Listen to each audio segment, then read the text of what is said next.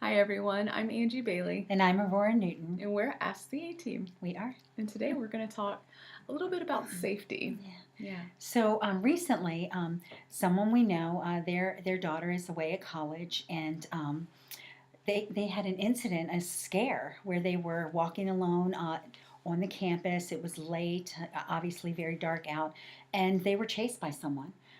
And so we want to address that because our organization, Assert Now Incorporated, works with safety and empowerment for teens and women and children too.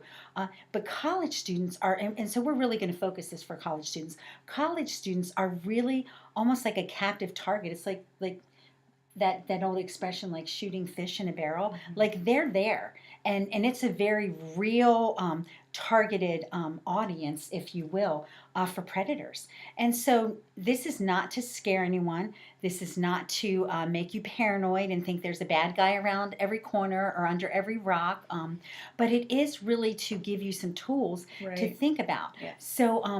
So one of the first things, and I hear this all the time from moms. Well, I told my daughter, if she, or from dads too, if she's going to be walking across campus late at night and it's dark out and there's no one else, first of all, call campus security. Call the safety team. That's what they're there for. Mm-hmm. I've heard girls say, oh, I'm embarrassed to do that. I don't want him to think this or that. You know what? It doesn't matter because you'll still be alive and you'll be safe. It's so important. And yes, I'm passionate about this, so I'm going to get real and serious. And the other thing where parents will say, call me and I'll walk with you. I'll talk with you.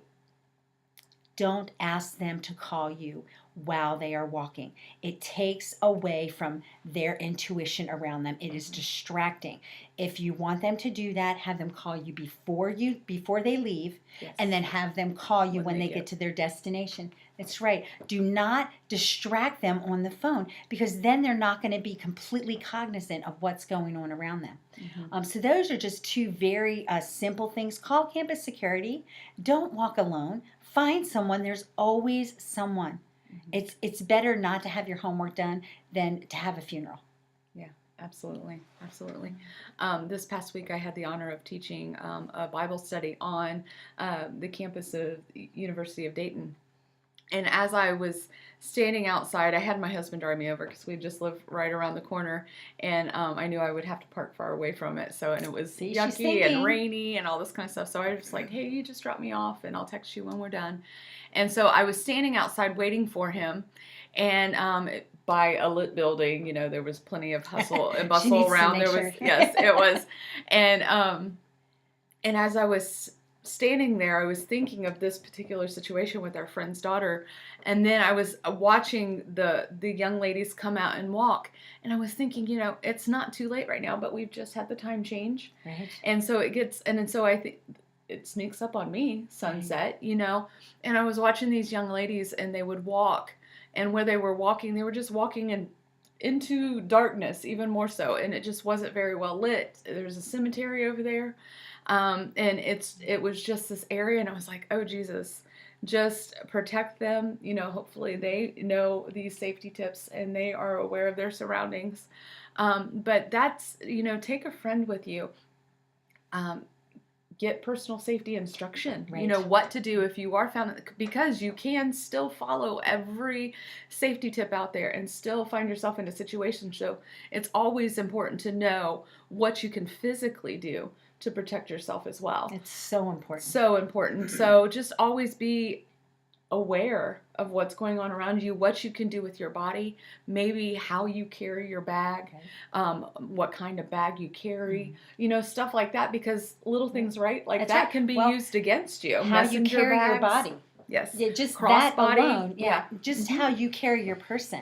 Someone that's walking, that's kind of slumped over, that, looks the part of a victim.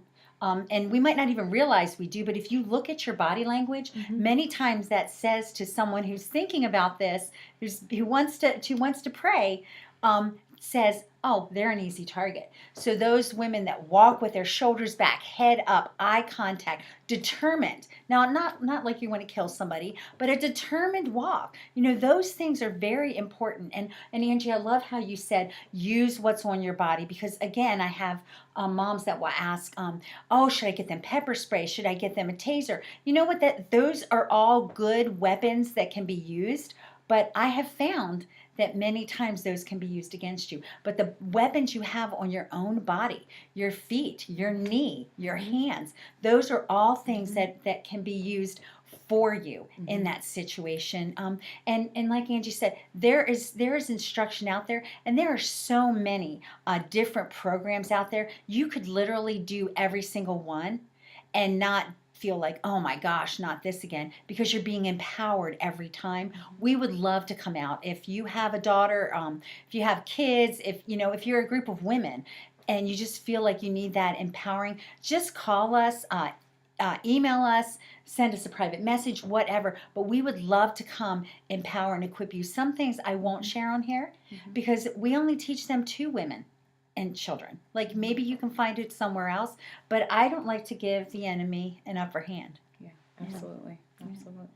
Well, thank you so much for joining us. Please be safe, even as we go into the holiday season. Shopping. Yes. Late night. Look going around into your vehicles. those Yeah. holiday shopping hours. Yes, it's so important. I always tell women don't park in parking garages if at all possible. They're like, oh, I'm safe in there.